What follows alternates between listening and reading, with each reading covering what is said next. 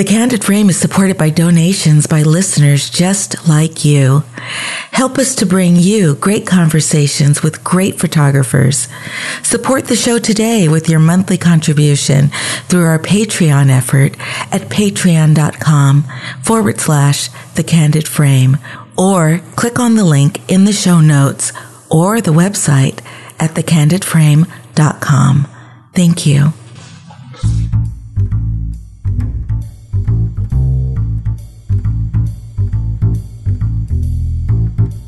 This is Ibadian X, and this is The Candid Frame. When it comes to clothes, especially men's clothes, most of us, at least here in the States, are thinking more about comfort and style. I mean, we want to look good, but it's not really about making a statement. So that's why when I see a man who is dressed to the nines in a suit that's tailored to his body, I can't help but be impressed and want to make a photograph of him. Rose Callahan has made a career of photographing men for whom style is a passion and sometimes even an obsession. With her popular blog, The Dandy Portraits, and her latest book, We Are Dandy, she beautifully explores the world of the dandy, men for whom clothes is not just about what they look like, but who they are. The book is an amazing collection of photographs and interviews with dandies from various parts of the world and is one of my favorite photo books for the year. And hopefully, this interview will not only inspire your photography, but also make you consider wearing something other than a t-shirt the next time you go out to shoot. Welcome to The Candid Frame. I'm really excited to have you. I got turned on to your work by Jesse Thorne while I was working at Maximum Fun. I love the book. Oh, thank you. I have to say, I think it's one of my favorite books of the year. Oh, wow, cool. Really, really nice. I know you've seen a lot, so. Yeah, and first off, I'm going to say something my dad would appreciate is like the paper. It's such good paper. As soon as I opened up the book and I started turning the pages, I was just like, oh, this is really nice. Nice paper. And the photographs just look just phenomenal. So I just wanted to lead off by complimenting you on just a great project. Yeah, the publisher, they do a really beautiful job with the printing. The first one also it's a different type of paper, but yeah, it's hard to know until you see it, so thank you. I appreciate it. My pleasure. Okay, so your book is titled We Are Dandy, and I know it's a question that you're often asked, but I think it's important to sort of launch with this so people can have an understanding what we're talking about. So what is a dandy? Okay. Well, I think that people can kind of define it in different ways. Sometimes people define it in terms of the historical idea of a dandy, which might have been like Beau Brummel or Oscar Wilde or something. But for me, my idea of a dandy is kind of a broader idea, which is a man who is obsessed with elegance. And it doesn't just have to do with dressing.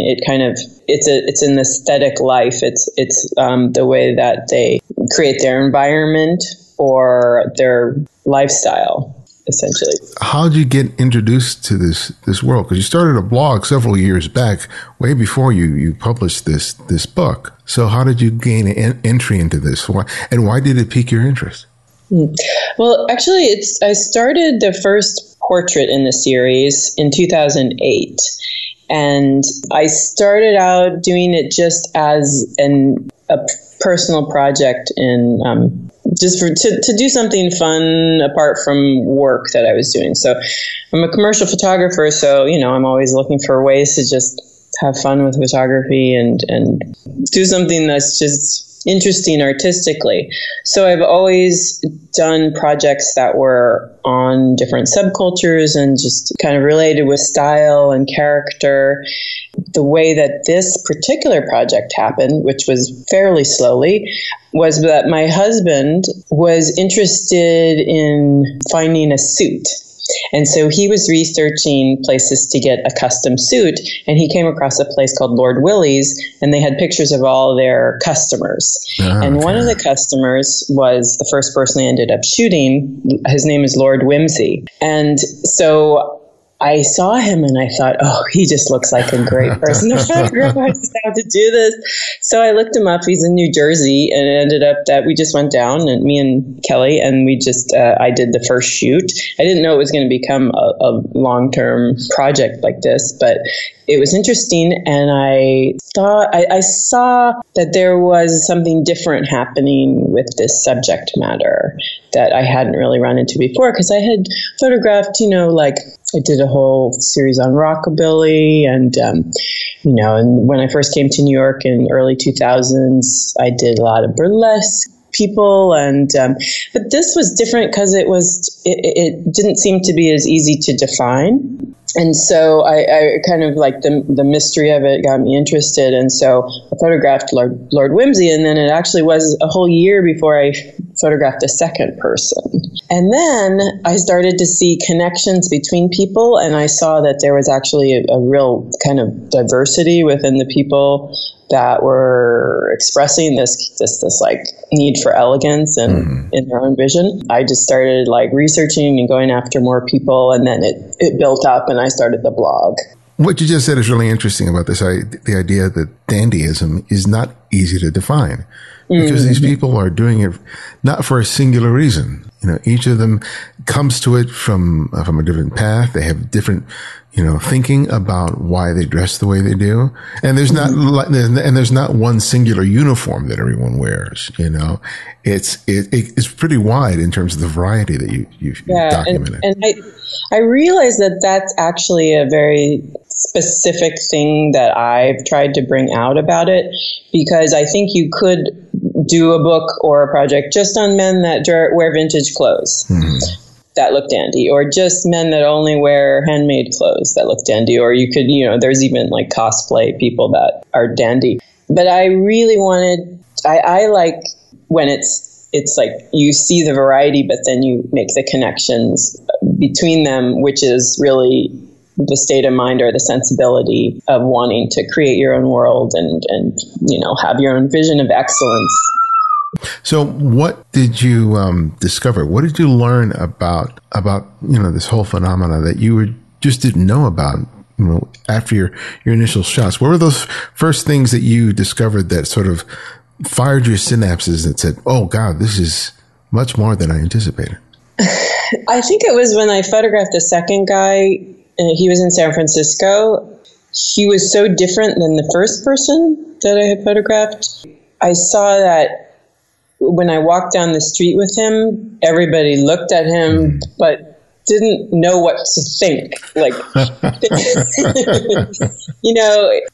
they were just like dumbfounded. It wasn't even like, oh, you're a this or you're a that or something. They were just like, whoa, okay.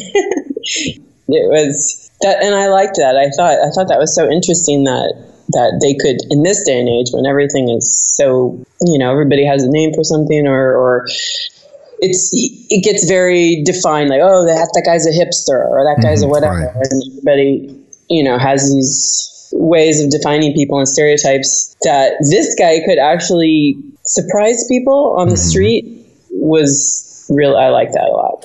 I think one of the things I really appreciate about the book is, like, in a world where sort of beauty is defined commercially. You see all these beautiful people on television and magazines, and everyone has to look like a model or an actor. And I love how these men look beautiful, even though they aren't sort of what are traditionally defined as beautiful, but they transform themselves and they make themselves into just visual candy. Not only for you, but for, just like you said, for anybody walking down the street. You can't help but notice a person who is just dressed so amazingly. Yeah, they don't have to fit into this typical like model look or anything like that. Yeah, you're right. In a lot of different ages, there's a lot of older men that look fantastic. Yeah. And you wouldn't like, it's, I think it's a way, that they create themselves as they create that beauty. Yeah. One of the things in your book is that you're not just isolating your exploration of dandyism to just one city, not just New York. You travel to different countries. What What did you discover in terms of how dandyism is personalized when you went to Johannesburg or where you were in Europe? Can you tell us a little bit about some of the discoveries you made as a result of that?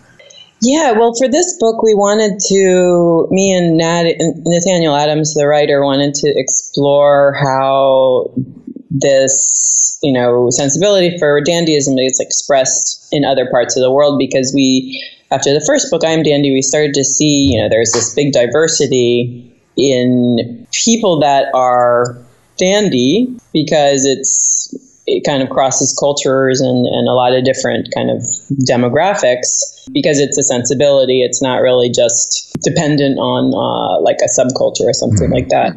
So, we went back to Europe. We went to some other parts in Europe that we didn't visit before, like Italy, Germany, Belgium. And then we went to Johannesburg and we went to Tokyo.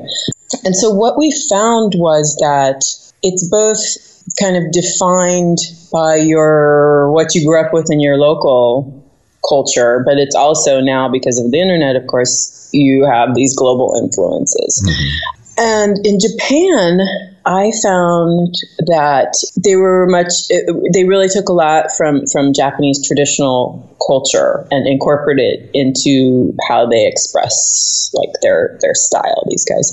So for instance, a lot of, this came up a few times, is that the samurai is like kind of a dandy character, because they completely care about how they were presenting themselves to the world.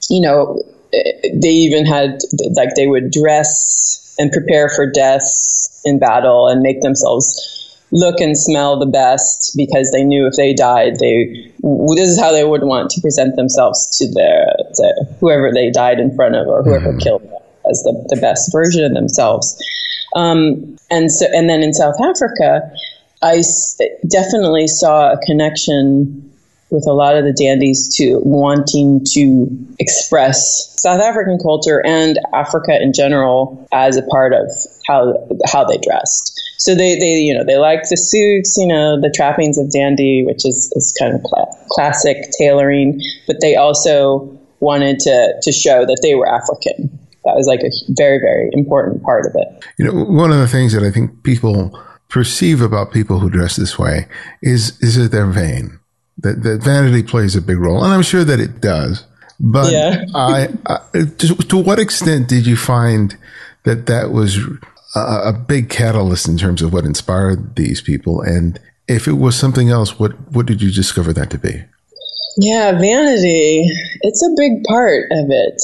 I think that, to me, just, it doesn't bother me.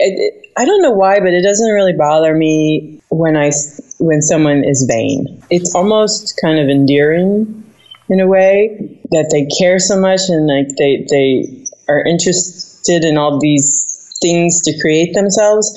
For me, what I don't like is when someone holds back from, like, isn't generous with how they want to, like, as a photographer, if somebody's not generous with wanting to just like let me into their lives and let me photograph them. But the vanity doesn't bother me so much, but I think, there's good and bad things about vanity. Vanity can be very negative, but vanity can always also be positive, because if you're creating, the way you present yourself to the world, and if that changes how you are in the world and changes the expectations people have about you and raises you up, then that's not bad. It also, I think a lot of the men in the book have mentioned that it's a way for them to respect other people, is to care about themselves. Mm-hmm. So it's like a double-edged sword. I mean, yes, like, we live in a very vain time, and I do think, a lot of the people in the book and that I photographed, they see the opportunity that it's promoting themselves, so that's a vain endeavor. But hey, I don't think that vanity is necessarily bad.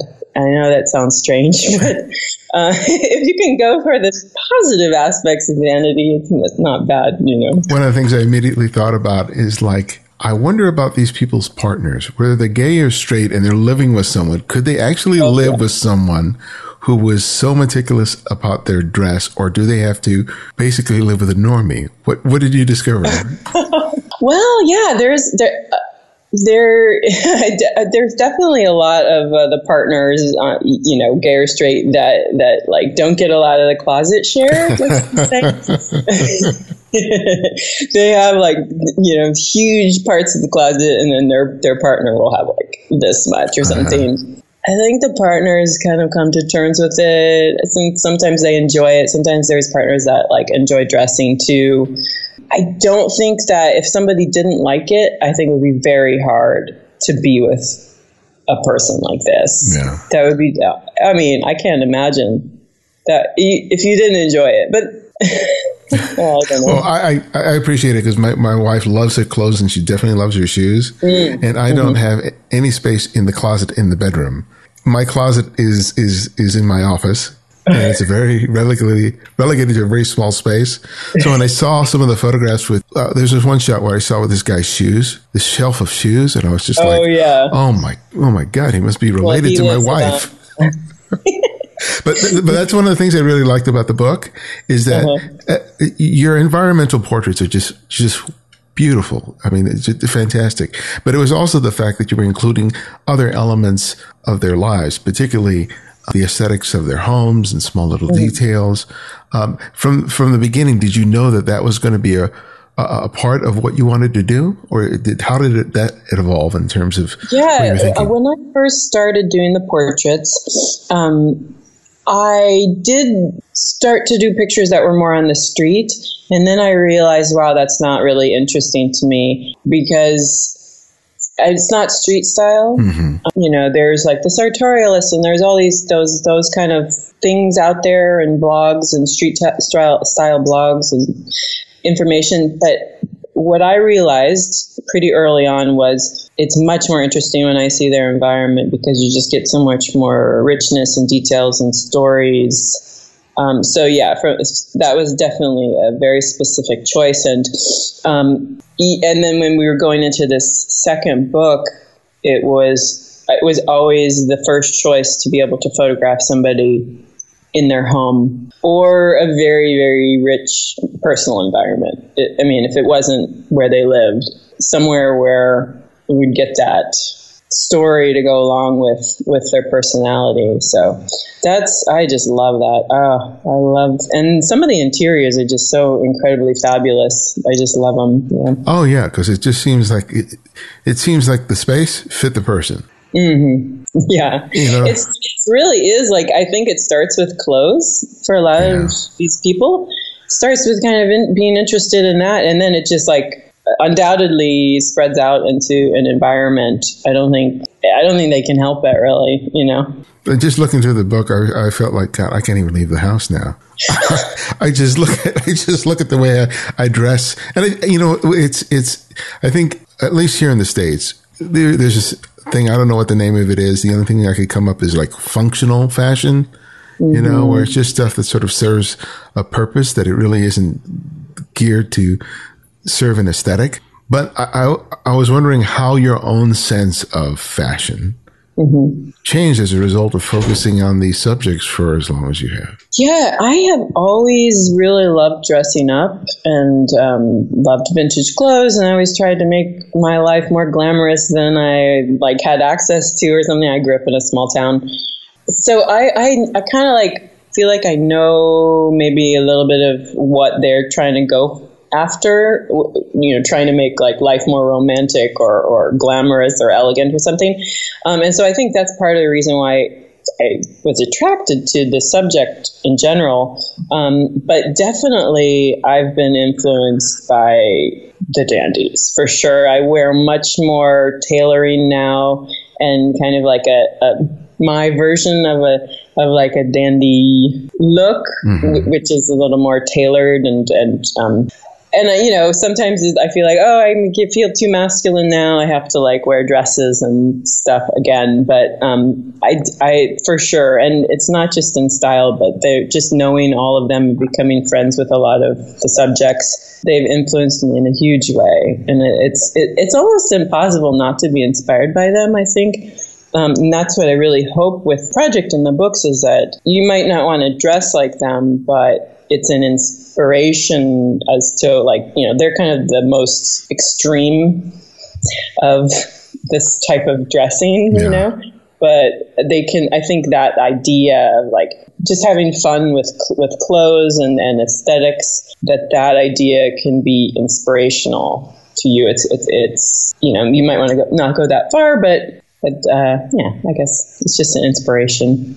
How easy was it to gain access to the people that you photographed? And once you were able to make contact, can you tell us about, what the process was in terms of getting access to their apartment, for example, and how long you would spend with them in order to get your photographs?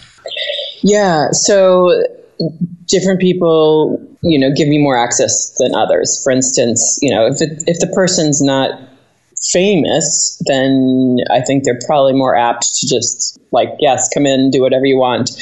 There was a few people that are, like Hamish Bowles was in the first book. He was the last person that I photographed for that because he's very high profile, and it took a really long time of me emailing him, then a friend of his emailing him, and then over months more emails and stuff to try to get this okay, we'll do it, and then finally this is the day we can go in there. And for the second book, it was a little easier because I think people saw the first one and they were like, oh yes, I love what you're doing, let's do it. That it builds, when you have a body of work, people see it and they respond to it and they want to be involved.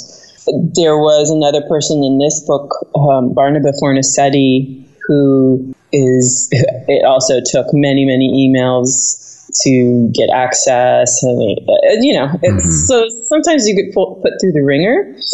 But I think once people say yes, and they know what I've done in the past in terms of going to people's houses, and I think they can see that I'm interested in celebrating people and, making them look good, that they're usually open to letting me inside of their personal space. And then so when I go there, it takes, usually about 2 hours, but sometimes more. It depends on how many we do, different clothing changes. And as I would imagine. Sometimes there's I've gotten worn out. One time we did this shoot and the guy it was at his studio. He brought 5 or 6 or 7 outfit changes, and I actually got tired. I couldn't I couldn't do anymore. But it's usually a few, couple. And then so I work with the writer, Nathaniel, and so he interviews them kind of at the same time. We kind of bounce back and forth. And the way I like to shoot is I like to shoot very journalistically and move around a lot. I have very minimal lighting if I need it, or I'll use daylight. And I just like to keep people moving and kind of so that they're not too aware of themselves.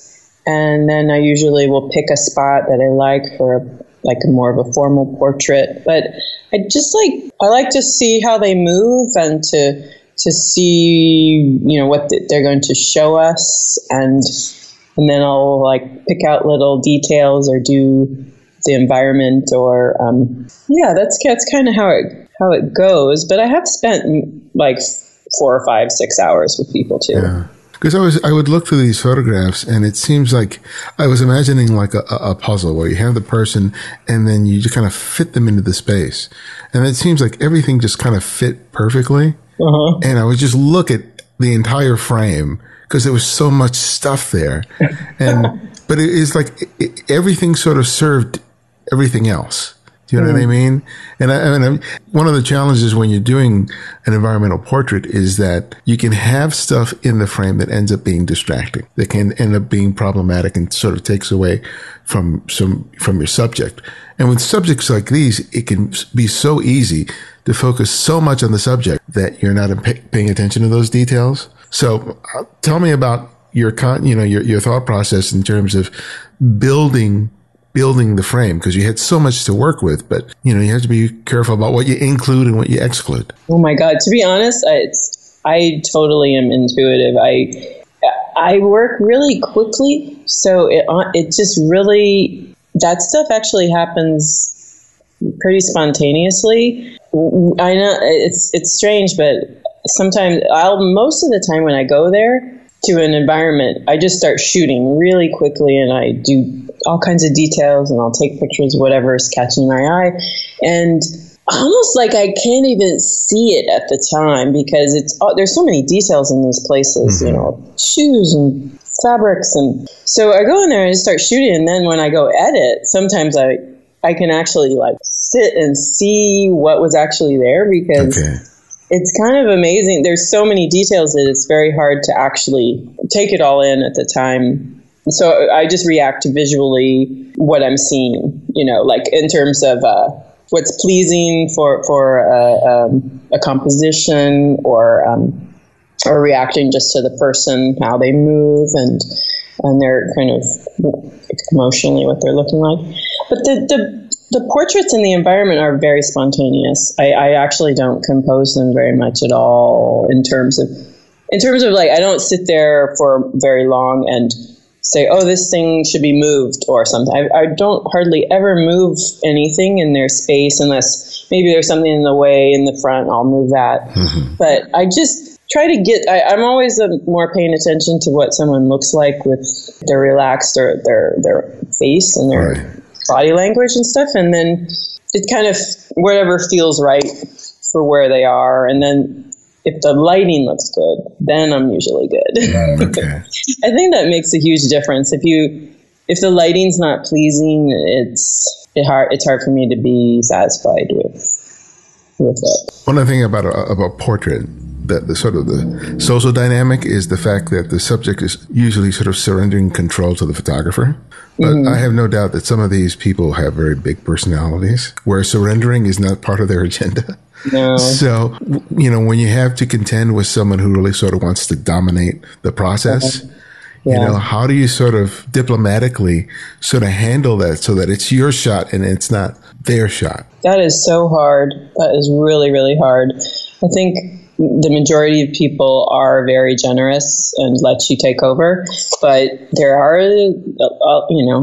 people that do that and really want to control it. And I totally get it because I would actually maybe be the same way if someone was taking my picture. Mm-hmm. For instance, there was a shoot that I did for the first book of this guy in Brighton in the UK. And so we went all the way just especially to do his picture. We're in London, but it takes like an hour to get down there on the train. So we go there, go up to his place. It's this little teeny garret apartment. It's just, everything's kind of, the bed's broken, it's just one little room. Mm-hmm. It's cool. It's it's beautiful. There's all these antiques and stuff, but he is so controlling about, he doesn't want me to show his, the bed or the sink over here or something. He's like, we can only shoot in this corner. Mm. And he starts kind of putting, arranging things and it's totally not my way of operating at all, And I just thought, oh man, he's not going to do this. He really is not going to let me do the picture that I want to do or work in the way I want to work. It was really frustrating. And he also wanted to look at every picture when we were taking it, which is not what I like to do at all. I don't think anybody likes to do that. And I just said, okay, I'm just going to let him do it because it would be like fighting against, nature or something. So I just let him do it. And I went there and I think I took 35 frames, wow, which is so unusual. I mean, usually, click, click, click, click.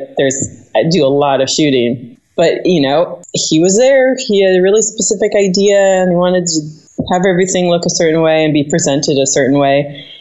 And in the end, actually, it's one of my favorite pictures, and I have it hanging in my kitchen.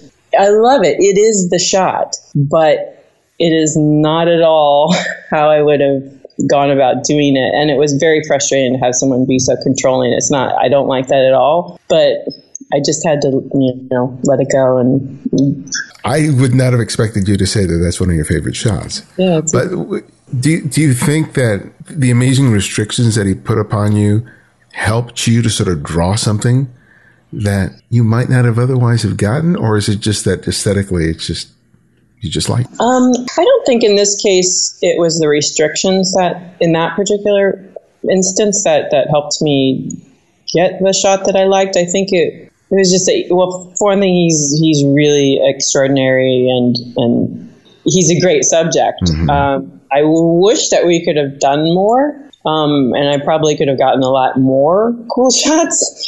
But it is just I think it's mostly owed to who he is. But in other instances, sometimes it is nice to have restrictions. Sometimes I go into a place and it's so huge and vast and that I could wear myself out. If I don't have, like, say, a time limit or something that is just like, it would just be on and on and on. You could probably do a whole book on some of these places and people. So you've had the blog, you're on Instagram. So social networking has been an important part of your work, especially with this project. And mm-hmm. how important has it been in terms of you being able not only to sort of gain access, but to leverage that attention into the book? Oh, I mean, it's very, very important. I believe the reason that the publisher contacted me was because they saw the blog. It had the visibility that it gave was, I mean, it was the reason why it all happened, pretty much.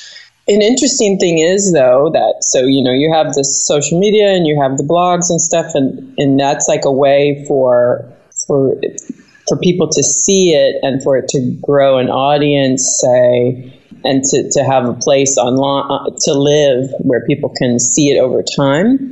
But then when the book happened, when I Am Dandy happened, it became something else. And to have it, and I didn't anticipate that at all, because when it became an actual book, it first off just had a whole different audience of people.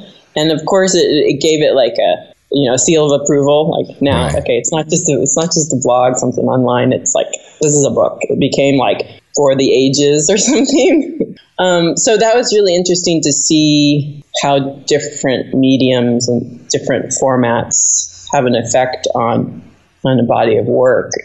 Now, like, since it's printed, it's legitimized, and mm-hmm.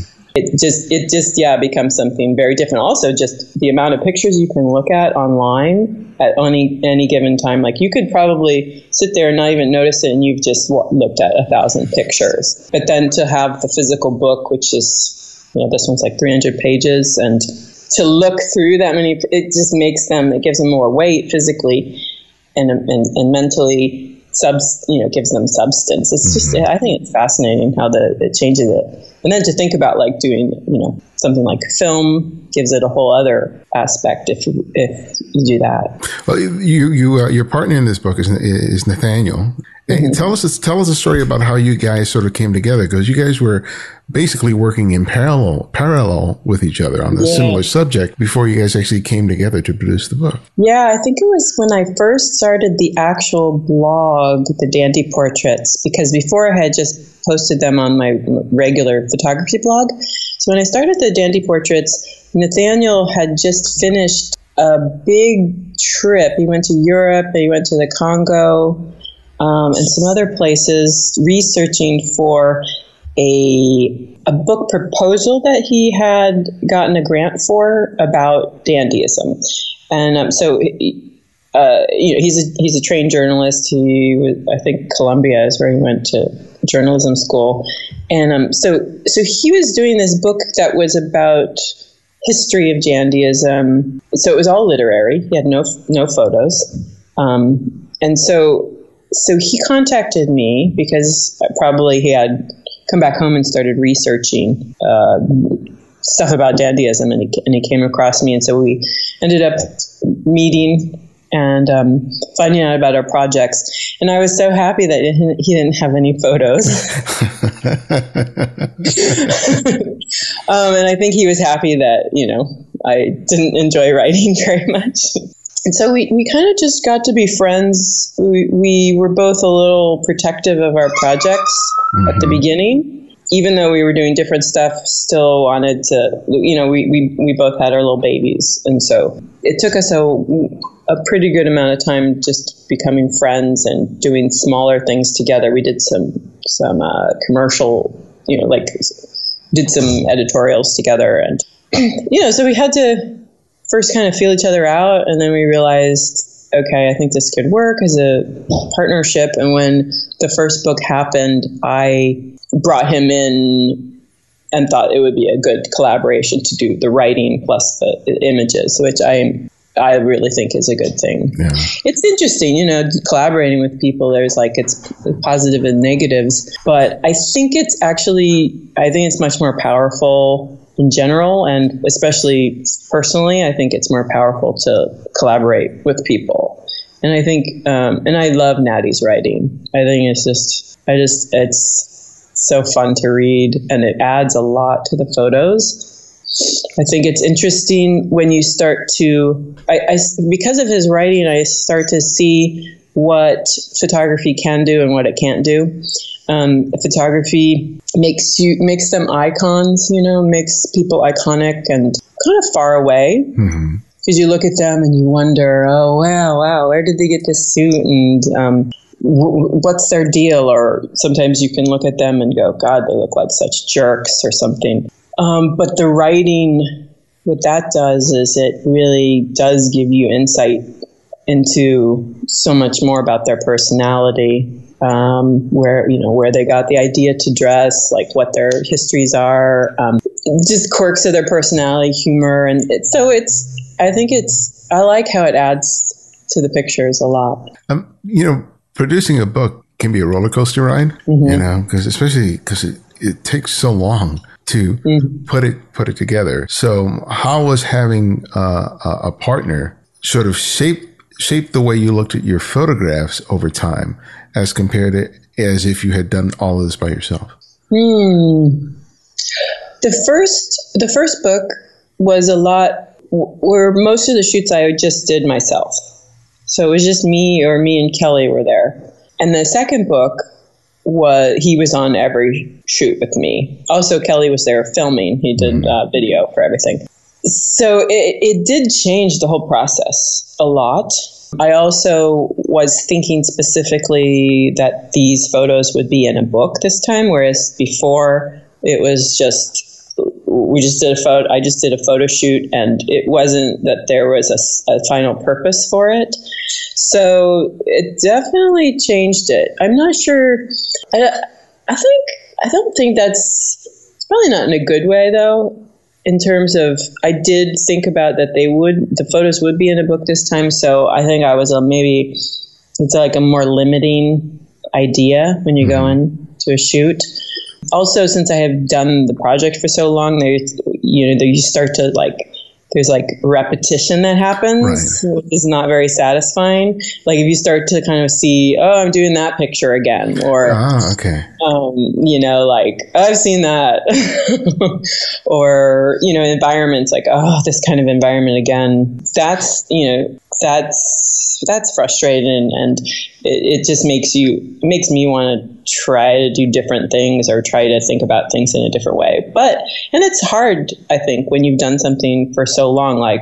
I do think about how do I want to light things different, or how do I want to approach people differently, or broaden whatever topic I'm doing, Well, it's interesting that you speak of that, because when you have the opportunity to really look critically at your own work, especially over time, you can really see your evolution, how things sort of change. And one of the things that you just noted about seeing and recognizing the sort of traps you fall back into, just because it's really easy to do it because it's just this works, right? Yeah. So when you encountered such moments, what were some of the choices that you started to make? I mean, you mentioned stuff about lighting, but can you be a little more specific in terms of how you would try to sort of shake things up so that those pictures didn't look like they were carbon copies of the stuff that you'd done before? I think there's a couple things. I tried, whenever I feel like I'm falling into a trap or I'm feeling like I'm not being, I'm just kind of going through the motions or something, I just feel like I always have to come back to what's the most authentic and personal. So I would just try to make them do things. Like, I think movement and getting somebody so I can see gestures and get it, because it's easy for me to fall back on like a static, like stand here for the portrait, So I think trying to just go back to being the most intimate and the most personal that I can be with somebody, and seeing these gestures and directing them to do things, like in a natural way, not like do stupid things or something, but like actual, like real activities is a way that I try to just find what's interesting. Because I tend to like to discover things, discover images rather than to create and to fabricate images. Right. In terms of, there's people that love to, like David LaChapelle or something, you're creating this whole world and it's very, very composed and stuff. What I like is the more journalistic way of like you are reacting and to a visual thing that's happening or an actual event or finding the beauty in something that you're seeing. These are people that are used to looking in a mirror and seeing themselves, and they're very conscious of their appearance. And I suspect that a good number of them are adept posers, right? So I would think that is probably one of the most difficult things to have to surmount with a lot of these people, because they not only know how they look good in the outfits that they have on, but also in terms of body position, hand placement, all that stuff. So tell me about how you sort of get past that to get into sort of the flow and the movement that you want to elicit for your photograph. Yeah. Wow, that's so hard, because I'm doing people that, the posing, that's really hard. That's why actually I think people that are not not as famous, quote unquote, or people that aren't as used to having their picture taken are a little easier actually in a way to take pictures of, to get something interesting, because they're not as they're not as aware of how they're going to look or something. I like to just get people moving. If I see someone starting to be really static or feeling uncomfortable or too self-conscious, I just move them. I just go somewhere else. And I do give people a lot of feedback when I'm photographing. So if I think it looks good, I'll tell them, or I always tell people just kind of keep on breathing and to just relax, instead of you can see those minute details, right, in photographs when someone's holding their breath or their shoulders or something. And I always just try to, it's just really getting people to feel more relaxed. Because I just think of it, it's just such a challenge, because guys are stiff. Even if they're really well dressed, they tend to be stiff when they're in front of the camera. With a woman, you can tell them spin around, twirl a dress. You can sort of trick them or solicit some movement to get that. But with a guy, you can't tell them, can you do a little twirl for me? I think because I'm a woman, I think that's a big deal. It doesn't matter their orientation really. I think they're probably willing to be more relaxed or do silly things for me because I'm a woman. Give me an example. Give me an example of you asking a subject to do a silly thing and getting something out of them. Oh God. I can't remember something. I can't bring to mind something at the moment. But they usually, I'll try to make them do something silly, and I don't even care if I am embarrassing myself, because I'd rather them laugh at me and do something interesting or different than, I don't mind making myself look stupid sometimes. That's good. And I think it's important that because, if you're relaxed and you're having fun, that releases the subject to do the same. Mm-hmm. So in terms of, how this work has sort of helped you in terms of your commercial work, what opportunities has this opened up for you? Yeah, a lot, actually. One project I started doing pretty soon after the first book was a blog with the Metropolitan Opera, which is a style blog that they started. And that was it started out as an advertising job through an agency that they worked with. And they hired me to be the photographer for this blog, which is about the audience members of the opera. So, they were interested, the Metropolitan Opera was interested in getting young people involved with the opera and also just kind of promoting the idea that it's a night out or that it's something that you can dress up to because, now there's a reputation that the opera people don't dress up and people don't dress up for most things anymore. Like you were saying, very like the way we dress is for comfort, very casual, like even for the opera, you're not gonna. It's actually you could go there with jeans or a t-shirt, but they didn't. They want to promote it as being something that's more of an occasion. So they hired me to do this, and I've done it for 4 seasons, and it's just really fun. It's I go there for like a half an hour before the show starts, and then during the first intermission, I work with an assistant who does paperwork like the model releases and stuff.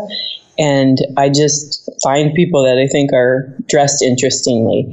And it's not just people in ball gowns or, your typical opera goer, like Upper East Side rich person.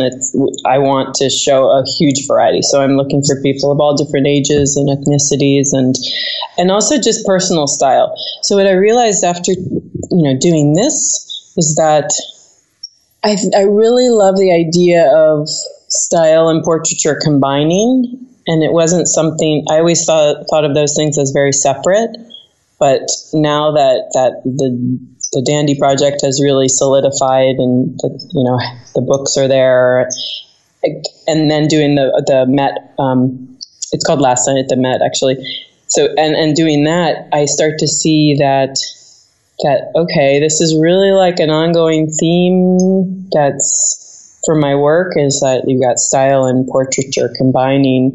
And I see now that it's always been there, but I was not okay with it being kind of together. I always thought of them as separate, like I said. So that's been an interesting development and a cool like commercial project to work on that's come out of this work. That's a nice discovery to find out about your own work. Yeah. That's awesome. Yeah. I always loved documentary work and I always loved very formal portraiture, and those were always super separate. And I realized, actually, they can be together in the same process and the same, photo shoot. It doesn't have to be one thing or the other. Well, my last question that I ask each guest is I ask them to recommend another photographer for our listeners to discover and explore. And it can be anyone, someone you've long admired or someone you've recently discovered. So who would that one photographer be and why? Yeah, I would recommend Amy Touchette. She is a friend of mine and an incredibly talented photographer. I just love her. She does street portraiture. Very much in line with like a Diane Arbus, but just her own take, it's very personal and sympathetic.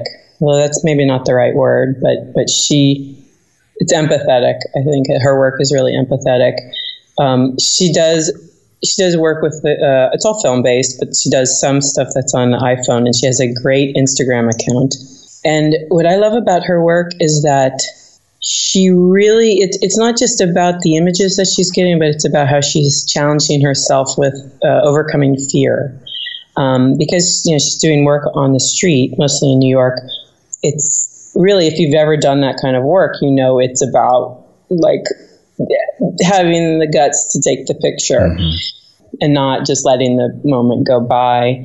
And I really see that's a big part of her practice. And the images are amazing. Her Instagram account, which is all the iPhone photos, she calls it street dailies, and it's just pictures she takes on the street with her iPhone, but it's all pictures mostly where she gets people to look at her. And I know that she doesn't ask people to do pictures, which is, nowadays it's like, there's like it's kind of a no-no thing. And actually I don't feel comfortable doing that. Like I like to ask people, but then again, I don't really do street work like this, but hers is all about, I think she has like a nonverbal communication with them, but the pictures are amazing. I mean, she goes through, Hasidic Williamsburg, taking pictures of like little kids and ladies that I would never dream of doing because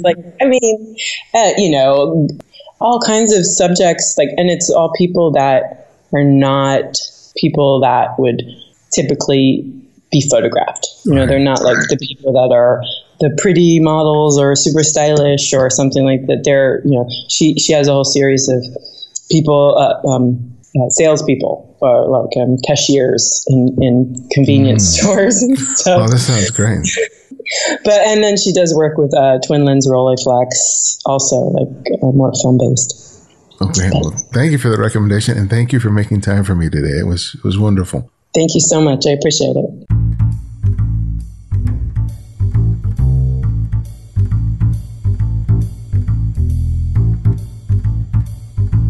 Thanks to Rose Callahan for taking the time to appear on The Candid Frame. Find out more about Rose and her work by visiting dandyportraits.com. Remember that you continue to help TCF be a great show by just being a listener, and you can help us even more. If you've enjoyed and been inspired by this year's seasons of episodes, please take the time today to write a review in the iTunes store. It helps our ranking as well as helps spread the word. You can also support the show by making a regular monthly contribution through Patreon. You can contribute amounts of $2, $5, $10 or more, or anything in between on a monthly basis, and help make a big difference to the work that we're doing here at TCF. Visit patreon.com/The Candid Frame, or you'll find a link in the show notes and the Candid Frame website. Thanks to Paul Yan for his recent contributions. To access our complete archive of interviews, download the free Candid Frame app, available for Apple iOS, Android, and Windows. Links for each can be found in the show notes and the website at thecandidframe.com. The Candid Frame's audio engineer is Martin Taylor, who you can find at theothermartintaylor.com. Our senior producer is Cynthia Parker, and our music is from Kevin MacLeod, whose royalty-free music can be found at incompetech.com. And this is Ibarian X, and this is The Candid Frame.